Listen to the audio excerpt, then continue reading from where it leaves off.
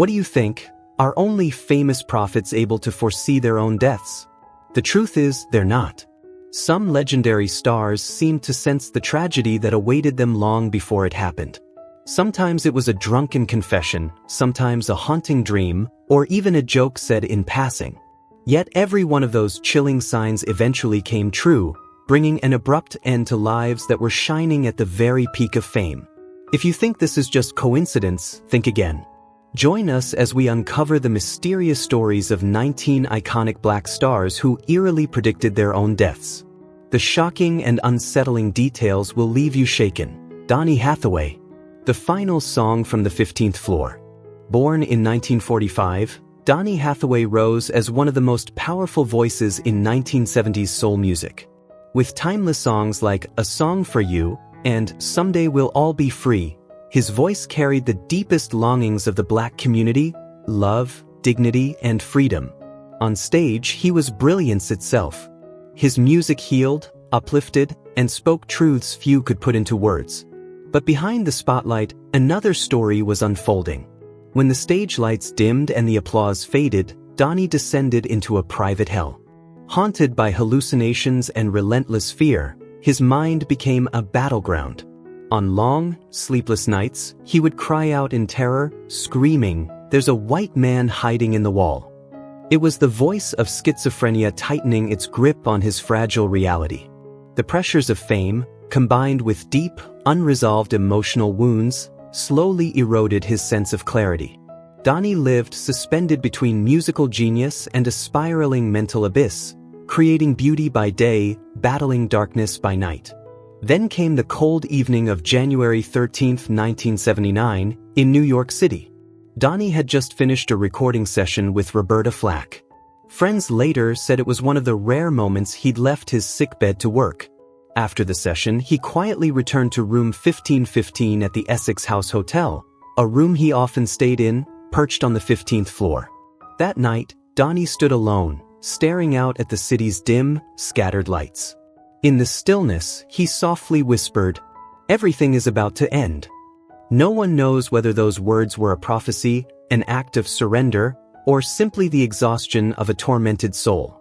Hours later, Donny Hathaway was found dead, having fallen from the 15th floor window onto the roof of a neighboring building. The room showed no signs of a struggle. The window was wide open. The silence was unsettling. Though questions lingered, his death was ruled a suicide. After years of mental torment, Donny left this world on what seemed like a quiet, ordinary night. A rare moment of calm became his final rest. His story remains one of the most heartbreaking tragedies in music history, the tale of an artist whose soul could not escape its own inner darkness. His final words, "Everything is about to end," echo like a haunting refrain for those left behind. Donny Hathaway's life ended like an unfinished song, but his voice still lingers. A quiet farewell. "I've been so many places in my life and time." Bobby Hutton. A prophecy fulfilled in just 1 month. Bobby Hutton, the youngest member of the Black Panther Party, became a haunting symbol of fearless youth standing against injustice. He never lived to see his 18th birthday, yet his name echoes through history, forever tied to a chilling coincidence that feels less like chance and more like destiny already written. Born in 1950, Bobby joined the Black Panther Party at just 15 years old. To the world, he was still a kid, soft-spoken, with a gentle smile and eyes burning with purpose. But in the tense streets of Oakland, where police pressure lingered like a constant shadow, Bobby quickly became the face of youthful resistance, unafraid to challenge a system he believed was broken. In March of 1968, during a small gathering of Black Panther members in Oakland, the group discussed how to protect their community from ongoing harassment and violence. Bobby sat quietly, thinking about the suspicious stares, the threats, and the fear he had already faced, despite being only 17. He knew what he represented to the police. To them, a young Black Panther wasn't just a boy, he was a target. Then, in a moment of stillness, Bobby spoke words that froze the room. "The police will kill me before I turn 18. His voice was calm, almost resigned, as if he already knew what was coming. The meeting continued, but his words lingered in the air like an unspoken warning. Just 1 month later, tragedy struck. On April 6, 1968, Oakland erupted with the sound of sirens and gunfire as a violent confrontation broke out between the police and the Black Panthers. When the chaos finally subsided, Bobby Hutton emerged from hiding, wearing only a simple shirt, his hands raised high in surrender. Moments later, the night was torn apart by gunshots. 15 bullets rang out, an eerily symbolic number, matching the age Bobby was when he joined the Black Panthers. He collapsed to the ground just 15 days before his 18th birthday. Was it fate? A cruel coincidence? Or the unavoidable fulfillment of a prophecy spoken too soon? Bobby Hutton's death shattered the hearts of those fighting for justice, and left history with a haunting question. Was his destiny sealed from the start, or did the path he chose lead him to a tragic end? Little Walter, the chilling words spoken in a drunken rage that would become his fate. Born in 1930, Little Walter rose to legendary status as one of the greatest blues harmonica players of all time, celebrated for his raw emotion and unmistakable sound. His music reshaped the blues. But behind the brilliance was a life spiraling toward self-destruction. Walter was infamous for his volatile temper. Aggressive, hot-headed, and often intoxicated, he regularly found himself in violent confrontations. Bars, street corners, late-night arguments, danger followed him everywhere. This reckless pattern wasn't just destructive, it was prophetic. In 1967, after a night of heavy drinking, Walter reportedly made a chilling declaration: "I'm going to die in a fight. Blood will spill." At the time, it sounded like the careless rant of a troubled man. In truth, it was a grim premonition, one that would come true far too soon. On February 15, 1968, in Chicago, Little Walter became involved in another heated argument that turned violent. Fueled by alcohol, his temper exploded, leading to a brutal fight. Though he initially showed no obvious signs of serious injury, days later he was rushed to the hospital, suffering from intense pain. Doctors diagnosed a brain hemorrhage, caused by injuries sustained in the altercation. He didn't survive. Little Walter's life was filled with musical genius, but it ended in tragedy. He is remembered as a blues icon with a harmonica in his hands and fire in his soul, but also as a haunting reminder of how unchecked violence and inner demons can destroy even the most gifted artist. Huey P. Newton. A name forever etched into America's most turbulent chapter, and a life shadowed by a fate he seemed to predict himself. Born on February 17, 1942, Huey P. Newton rose to prominence as the co-founder of the Black Panther Party, a revolutionary movement that shook the nation in the 1960s with youthful defiance and an uncompromising demand for justice in black communities. He was brilliant, fearless, and intensely idealistic, a man who could stand face-to-face with heavily armed police officers and remain calm, composed, almost serene, as if walking through an ordinary morning. To the world, Huey was a symbol of strength and resistance.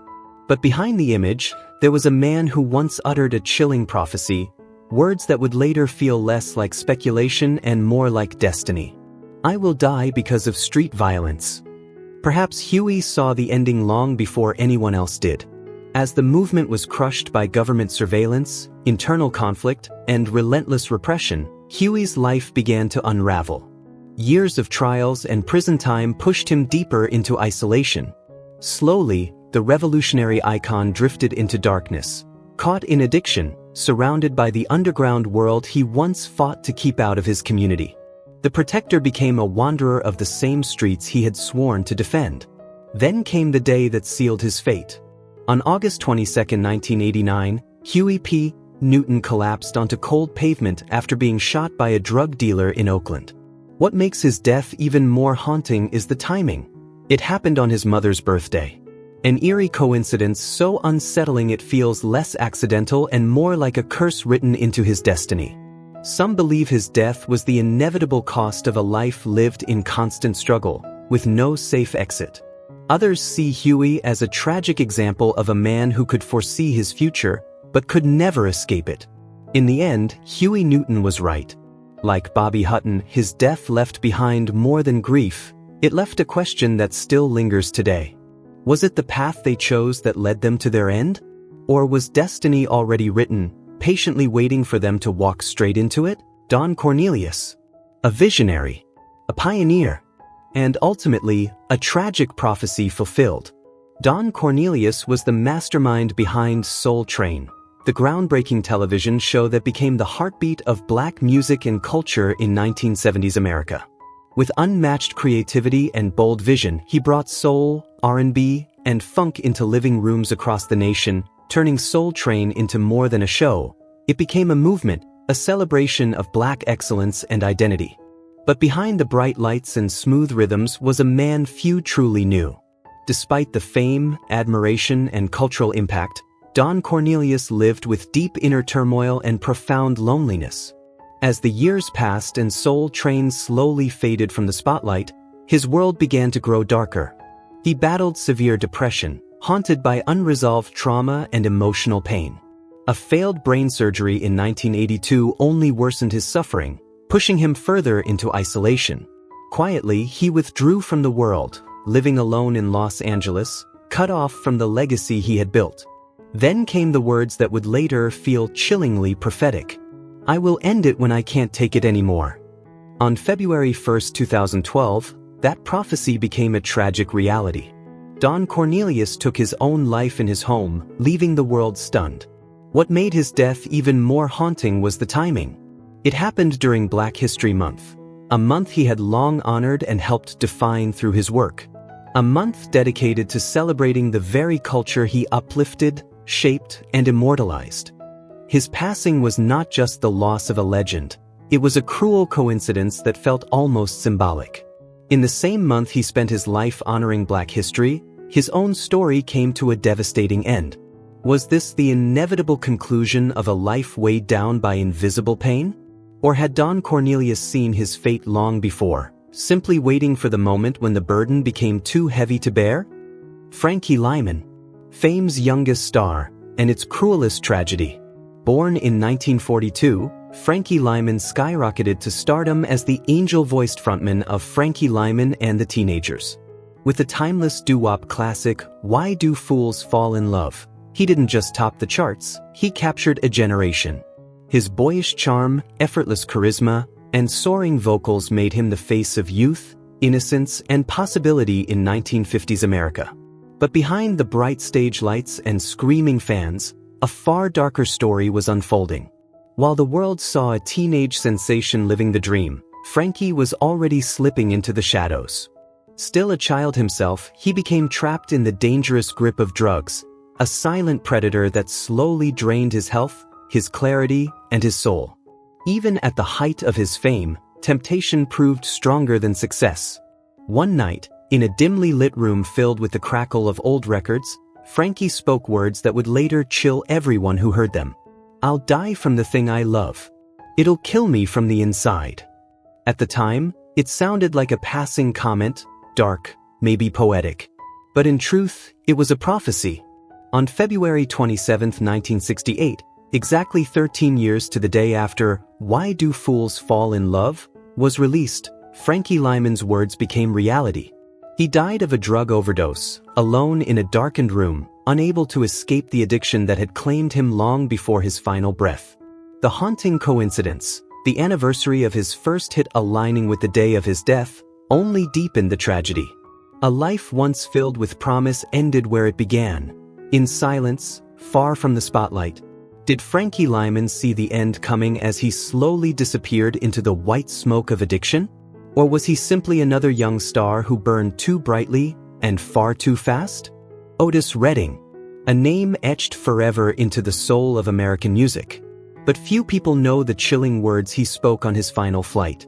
Widely regarded as one of the greatest voices soul music has ever produced, Otis Redding possessed a raw, emotional power that could move millions with a single note.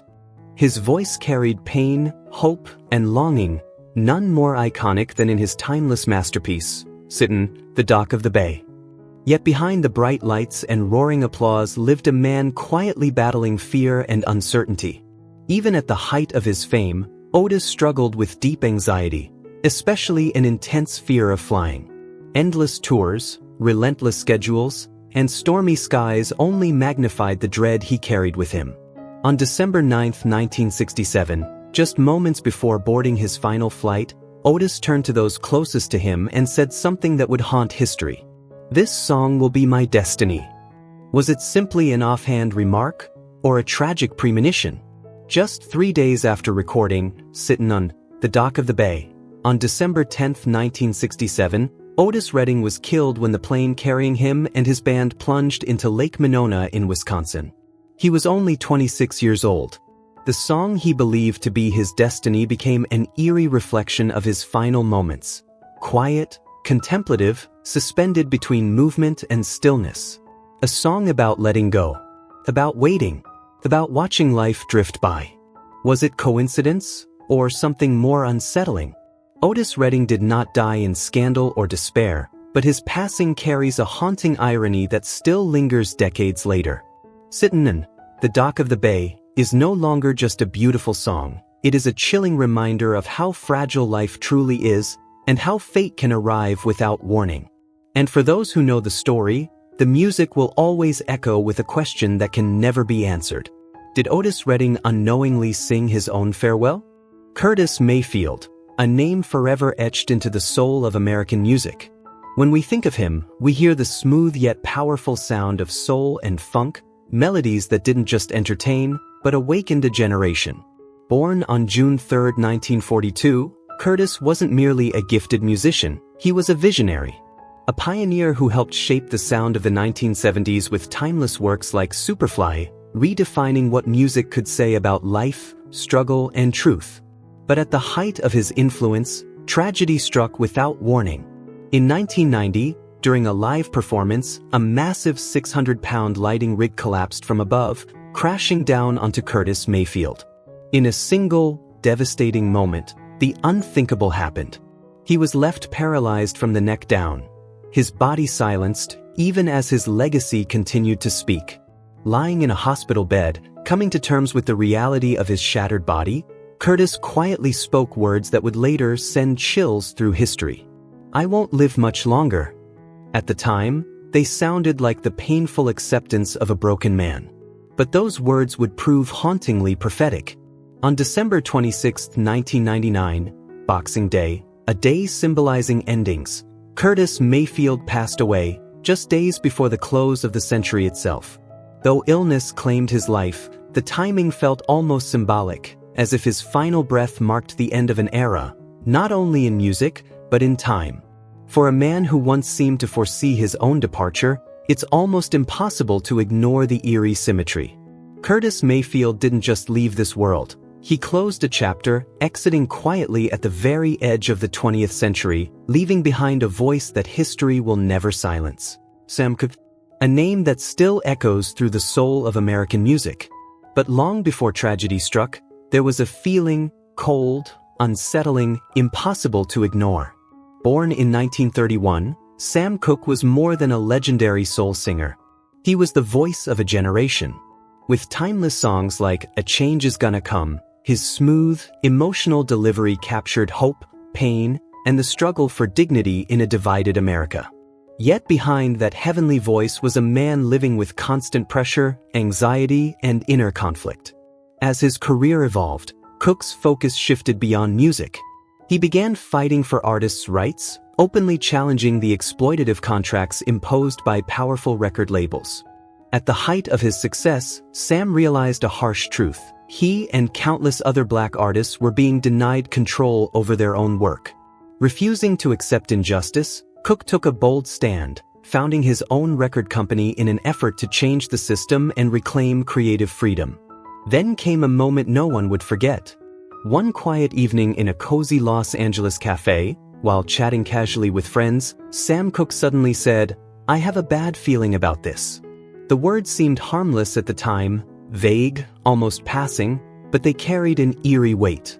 No one knew it then, but those words would soon feel like a chilling premonition.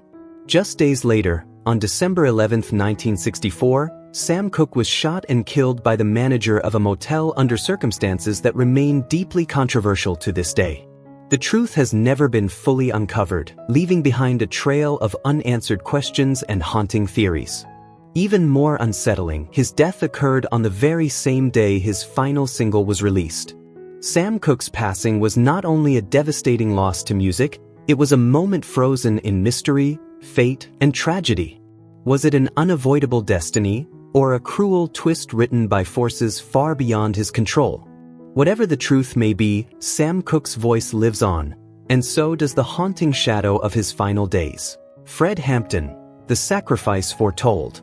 Born in 1948, Fred Hampton rose with breathtaking speed to become one of the most powerful and feared voices of the Black Panther Party. Brilliant, disciplined, and unapologetically bold, he embodied the hope of a generation demanding justice, dignity, and equality for Black America in the turbulent 1960s. But as his influence grew, so did the target on his back. To the FBI and law enforcement, Hampton was no longer just an activist. He was a threat that had to be silenced. By late 1969, as chairman of the Illinois chapter of the Black Panther Party, Hampton lived under constant pressure, fully aware that surveillance and betrayal surrounded him. During a tense meeting at party headquarters, strategy filled the room, but so did an unshakable sense of danger. Then Hampton spoke calmly, almost prophetically, "I won't die old." The room fell silent. Those words weren't fear, they were acceptance, as if he already understood the price of his mission. Just weeks later, on December 4, 1969, at only 21 years old, Fred Hampton was killed in a pre-dawn raid carried out by police with federal involvement. Shots tore through the darkness as he lay asleep in his own home, extinguishing the life of a young leader whose only crime was daring to imagine a better world. His death was not random. It was the brutal collision between power and principle. The question remains, was Fred Hampton a casualty of a quiet war against justice, or had he already embraced the truth that some revolutions demand the ultimate sacrifice? Medgar Evers. The summer that sealed his fate. As the unshakable field secretary of the NAACP in Mississippi, Medgar Evers devoted his life to the fight for Black equality, standing tall against hatred, threats, and relentless opposition. He knew the dangers well, and he never backed down. During the summer of 1963, in what seemed like a casual moment among friends, Evers spoke words that would later haunt history. "I might not make it through this summer." Though said almost offhandedly, the weight behind them was unmistakable, an uneasy premonition, as if he sensed the end drawing near. On June 12, 1963, Medgar Evers was brutally assassinated in front of his own home, exactly 9 years after he first joined the NAACP. His murder was not just the loss of a man, but the silencing of a fearless voice in the civil rights movement. That night, a nation lost a steadfast leader, and a generation lost a symbol of courage. Yet Medgar Evers' sacrifice was not in vain. His resolve, his bravery, and his unyielding belief in justice left an indelible mark, one that continues to echo through the struggle for equality to this day. Malcolm X and the chilling premonition of Black Power. Born on May 19, 1925, Malcolm X rose to become one of the most formidable and transformative figures in the Black Power movement, forever reshaping how freedom, identity, and resistance were defined for Black Americans. Armed with razor-sharp intellect and electrifying oratory, he commanded attention and challenged America to confront its deepest injustices. But as his influence grew, so did the dangers surrounding him. In late 1964, amid escalating tensions following his break with the Nation of Islam, Malcolm X made a haunting remark while discussing his autobiography, "I don't think I'll live long enough to see this book published." It wasn't pessimism, it was foresight. Just months later, on February 21, 1965, only 10 days after his home was firebombed, Malcolm X was gunned down while preparing to speak at the Audubon Ballroom in New York City. His assassination marked not only the loss of a revolutionary voice, but the chilling fulfillment of a prophecy he seemed to understand all too well. Malcolm X lived knowing the cost of truth, power, and resistance. His life, marked by struggle, transformation, and fearless conviction, ended in violence, exactly as he had foreseen. Yet his sacrifice endures, echoing through history as a reminder of what it means to fight for justice, even when the darkness waits at the end of the road. Lorraine Hansberry. A final work. A final act. A life punctuated by fate. Lorraine Hansberry, the groundbreaking playwright best known for the timeless masterpiece A Raisin in the Sun, devoted her life to telling the truth. Through her words, she gave voice to the struggles, dreams, and dignity of Black Americans, opening doors to empathy and understanding at a time when few dared to do so. For 2 relentless years, Hansberry waged a brutal fight against terminal pancreatic cancer. Yet even as her body weakened, her spirit refused to surrender. She did not bow to fate. In one quiet moment of reflection, confronting an unfinished life and unfinished work, she spoke with calm determination. "I must finish the work before I die." Those words, simple yet powerful, revealed a burning urgency, a deep, unshakable need to leave behind something lasting before time slipped away. On January 12, 1965, Lorraine Hansberry passed away, exactly 2 years to the day after A Raisin in the Sun made its historic Broadway debut. While her death was not unexpected to those who had witnessed her long, painful struggle, the haunting coincidence of that anniversary added a profound weight to her story. In that moment, the world lost an extraordinary voice, but it also sealed the immortality of her work. Lorraine Hansberry was far ahead of her time, her writing rich with humanity, courage, and depth. Her death was not an ending. It was the beginning of a legacy, one that continues to speak, challenge, and inspire generations long after her final words were written. Marvin Gaye, a prophecy born from family tragedy. Marvin Gaye, one of the most legendary voices in soul music, spent his life pouring raw emotion into songs about love, pain, and social justice. His voice healed millions, yet behind the music he was quietly unraveling. In the final years of his life, Marvin was consumed by inner demons, depression, and escalating conflict at home. In early 1984, as tensions within his family reached a breaking point, he confided in close friends with haunting honesty, "I feel like my fate is sealed."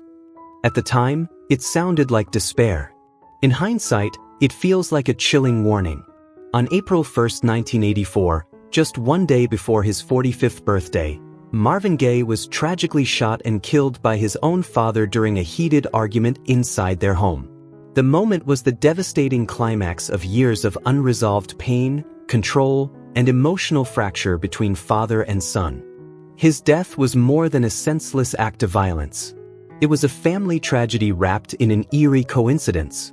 The words Marvin once spoke, heavy with fear and resignation, became a tragic prophecy fulfilled, deepening the heartbreak and forever altering how the world remembers his final days. Richard Pryor, the joke that became a prophecy. Richard Pryor, the legendary comedian known for his fearless honesty and razor-sharp wit, built a career that was as raw as it was unforgettable. He didn't just tell jokes, he exposed pain. His comedy drew deeply from his own struggles, turning personal suffering into powerful, thought-provoking laughter. With his unapologetic, no-holds-barred style, Pryor redefined stand-up comedy and cemented himself as one of the greatest comedians of all time. He made audiences laugh hard, but more importantly, he made them feel and think. One night, during what seemed like a casual, light-hearted conversation with friends, Pryor made a chilling remark. "I'll either burn to a crisp, or my heart will stop." At the time, it sounded like just another dark joke, classic Pryor humor. But beneath the laughter was an unsettling truth. His health had been deteriorating for years, the result of relentless battles with illness, including multiple sclerosis and the lasting effects of self-immolation. On December 10, 2005, Richard Pryor died from a heart attack. What once seemed like a throwaway line became an eerie prophecy fulfilled. His death was not the result of a sudden moment, but the culmination of years of physical decline, and a reminder that even jokes can carry deeper truths. Richard Pryor's passing marked more than the loss of a comedy icon. It served as a stark reminder of life's fragility and the strange, haunting power of words. Sometimes, even spoken in laughter, they echo reality, proving that humor and fate often walk side by side. Jimi Hendrix, the dream that seemed to predict his fate. Born in 1942, Jimi Hendrix was more than a legendary electric guitarist. He was a revolutionary force who reshaped rock music forever. His unmatched creativity and raw talent didn't just produce sound. They gave every note a pulse, a soul, a life of its own. On stage, Hendrix felt untouchable, almost otherworldly. Yet behind the fame, his final years were shadowed by turbulent relationships and a chaotic lifestyle fueled by sleepless nights, drugs, and reckless freedom. Despite standing at the peak of his career, Hendrix was haunted by a profound sense of loneliness and inner unrest. During one quiet moment, he reportedly had a disturbing dream, one in which he saw himself dying young. That vision lingered with him and later inspired the haunting song, "If I Were to Die," a piece many believe carried the weight of a premonition. On September 18, 1970, at just 27 years old, Jimi Hendrix died from a drug overdose. His passing placed him among the infamous 27 Club, alongside gifted souls like Kurt Cobain and Janis Joplin, artists taken far too soon. While the details of his death didn't perfectly mirror the dream, the sense of destiny surrounding his life remains impossible to ignore. Did Hendrix truly glimpse his own future? Or was it simply a tragic coincidence, an inevitable end to a life lived at full volume, burning brighter and faster than most could survive? Tupac Shakur, the song that foretold his fate. Tupac Shakur stands as one of the most influential and unforgettable rappers in music history. With raw, emotion-charged anthems like All Eyes on Me, he didn't just make music, he told the truth of the streets. Tupac was more than an artist. He became a symbol of resistance, a fearless voice shaped by chaos, conflict, and survival. Living in the middle of gang wars and power struggles, Tupac was never afraid to confront his own mortality. In a 1994 interview, when asked about his future, he chillingly replied, "I'm going to die young." Those words echoed throughout his lyrics, songs filled with visions of danger, betrayal, and a life that felt painfully short. On September 13, 1996, Tupac Shakur was shot and killed at just 25 years old in a murder that remains unsolved to this day. While his death lacked the eerie coincidences surrounding some other stars, the prophecy he voiced years earlier made his passing even more haunting. Tupac's death is forever intertwined with stories of rivalry, power, and violence within the hip-hop world. Yet his legacy reaches far beyond music. He left behind a voice that still speaks for the unheard, a warning about fame and conflict, and a story that continues to echo through culture and society alike. Bernie Mac, a bittersweet farewell. Born in 1957, Bernie Mac rose to become one of America's most unforgettable comedy icons. Best known for The Bernie Mac Show, he brought a bold, raw, and fearless style of humor that did more than make people laugh. It made them think. Through sharp observations and deeply personal storytelling, Bernie turned everyday struggles into moments of truth, earning him a permanent place in the hearts of audiences everywhere. But behind the laughter was a long and painful battle. For years, Bernie suffered from sarcoidosis, a serious inflammatory disease that attacks the lungs and other vital organs. As his health declined, he faced it the same way he faced life, with humor. In one interview, he joked, "I'm gonna go out because of my lungs. They just can't take me anymore." It sounded like classic Bernie Mac. Funny, casual, fearless.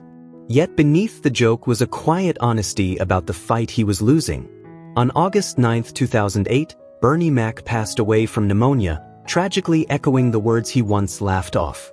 What began as a light-hearted remark became a heartbreaking reality. Though Bernie Mac is gone, his voice still echoes. His laughter, his warmth, his honesty, and the life lessons hidden within his comedy continue to inspire generations. He didn't just make us laugh, he made us feel, reflect, and remember. And that is a legacy that will never fade. Eddie Kendricks, one of the most haunting stories linked to the infamous Club 27. Like Marvin Gaye and Jimi Hendrix, he was more than just a singer. He was a legend, a defining voice of the soul music movement. With his smooth, angelic falsetto, Kendricks gave life to the Temptations' most unforgettable classics, including Just My Imagination, leaving an indelible mark on music lovers around the world. But behind the magic was a devastating reality. Like so many artists associated with Club 27, Kendrick's life was quietly being stolen by lung cancer. As the disease ravaged his body, the very voice that had made him immortal began to fade. In his final months, speaking with friends and fellow musicians, a weakened Eddie Kendricks uttered a chilling line. "I will die when my voice is no longer ringing." Those words were more than despair, they were a prophecy. As his ability to sing slipped away, so did the life he had built around it. His voice wasn't just his gift, it was his identity. And when it began to fail him, he seemed to know his time was running out. On October 5, 1992, Eddie Kendricks passed away from lung cancer, just as he had foretold, following his final reunion with the Temptations, the group that had defined the most glorious chapter of his career. Though he never returned to the stage, his voice never truly fell silent. It lives on through timeless recordings, echoing in the hearts of fans across generations. Was his fate written in the stars, or was it a chilling coincidence? Which artist's death prophecy sends shivers down your spine? Share your thoughts in the comments, and subscribe to the channel as we continue uncovering the hidden secrets of the entertainment world, where some stories are darker than fiction.